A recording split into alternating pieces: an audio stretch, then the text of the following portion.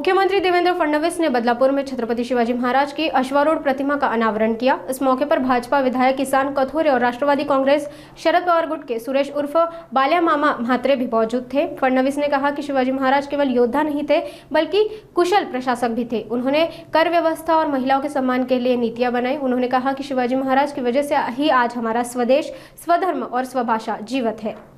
करता या ठिकाणी ही प्रेरणास्थळी निर्मित केल्याबद्दल मी नगरपालिकेचं आणि किसनराव कथोरे आपलं देखील अतिशय मनापासून अभिनंदन करतो, आपले आभार मानतो।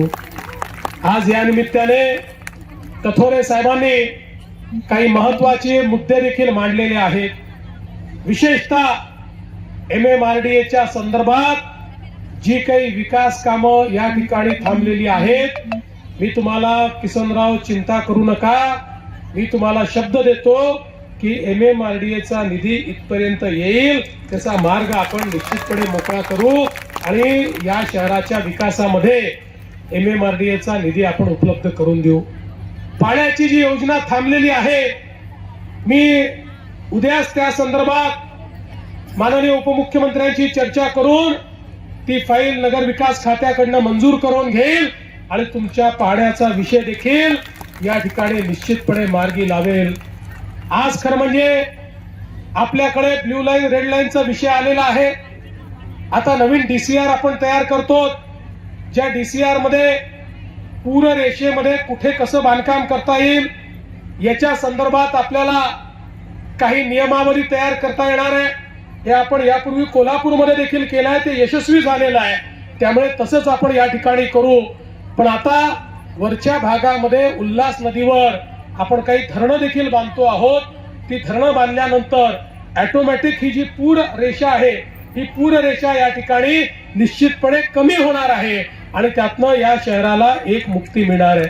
तोही छत्रपती शिवाजी महाराजांच्या पुतळ्याच्या अनावरणाची। आपण सगळे लोक जाणतो, आज आपण स्वातंत्र्याचा श्वास घेतो आहोत, आज आपण जगतो आहोत। आज आमचा स्वदेश, स्वधर्म, स्वभाषा ही जिवंत आहे। याचं एकमेव कारण जर काही असेल तर ते छत्रपती शिवाजी महाराज आहेत, ज्यांच्यामुळे हे स्वातंत्र्य आपल्याला मिळालेलं आहे। तो काळ असा होता की ज्या काळामध्ये अनेक राजे आणि राजवाडे मुघलांचं मांडलिकत्व स्वीकारत होते, स्वातंत्र्याची इच्छा सोडून दिली होती, गुलामीत राहणं पसंत करत होते। अशा काळामध्ये आई जिजाऊंनी छत्रपती शिवरायांना शिकवण दिली आणि संकल्प दिला की शिवबा, तुला देव, देश आणि धर्माकरता लढायचं आहे। अरे कितीही या ठिकाणी मनसबदारी मिळाली, सरदारी मिळाली, तरी परकीय आक्रमकांचं नोकर म्हणून आपल्याला काम करायचं नाहीये। तर आपल्या सामान्य माणसावर एक प्रकारे कोकणातलं सगळ्यात मोठं खोरं हे उल्हासचं खोरं आहे।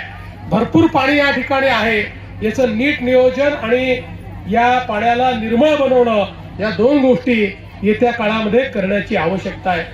मी या निमित्ताने तुम्हाला एवढंच सांगतो की निश्चितपणे आपण जे मुद्दे कथोरे साहेब मांडलेले आहेत, आणि या ठिकाणी बोलताना आमच्या निवेदकांनी सांगितलं 5 वेळा कथोरे साहेब निवडून आले पण ते मंत्री झाले नाहीत। अरे कथोरे साहेब मंत्र्यापेक्षा कमी आहेत का? जे मंत्री करू शकत नाही ते करू शकतात आणि त्यांच्या पाठीशी प्रत्यक्ष मुख्यमंत्री उभा आहे। त्यामुळे काय चिंता करण्याचं कारण आहे? तेच मुख्यमंत्री आहेत, चिंता करू नका। त्यामुळे हे जे काही तुमचे कामं उरलेले आहेत, पण ते मंत्री होणार नाही असं नाहीये, योग्य वेळी तेही होतील, त्याची काळजी करू नका। पण आणि मेट्रोच्या संदर्भातही जो मुद्दा कथोरे साहेबांनी मांडलेला आहे, तात्काळ त्याला चालना देण्यात येईल आणि हा सगळा भाग आपल्याला मेट्रोने जोडायचा आहे। मागच्या काळात तो निर्णय आपण घेतला होता, काही कारणाने मागे राहिलेला आहे, पण आता त्या निर्णयाला गती देण्याचं काम हे येत्या काळामध्ये आपण निश्चितपणे करू। मी पुन्हा एकदा या चांगल्या कार्यक्रमामध्ये आपण बोलवलं आणि जाता जाता साकीब गोरे यांचं देखील मनापासून मी कौतुक करतो। खऱ्या अर्थानं ज्या प्रकारे त्यांनी सामान्य माणसाच्या डोळ्याची सेवा केलेली आहे. हे अत्यंत खरं म्हणजे मला असं वाटतं वाखाणण्यासारखं आहे.